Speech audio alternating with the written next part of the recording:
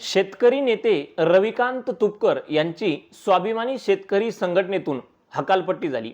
आता रविकांत तुपकर यांनी काढलेली नवीन महाराष्ट्र क्रांतिकारी आघाडी भविष्यात यशस्वी ठरेल का? रविकांत तुपकरांचं राजकीय भविष्य काय असेल?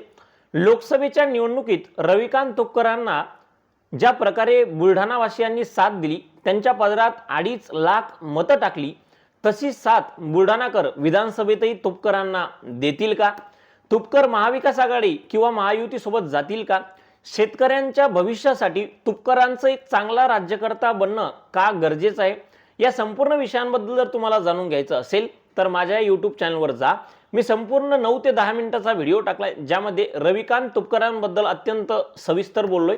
त्यामुळे चॅनलला सबस्क्राइब करा, चॅनलमध्ये जा आणि तो व्हिडिओ नक्की बघा। परत भेटूयात एक अशाच माहिती विषयक आणि महत्त्वाच्या व्हिडिओ सोबत। तोपर्यंत खूप खूप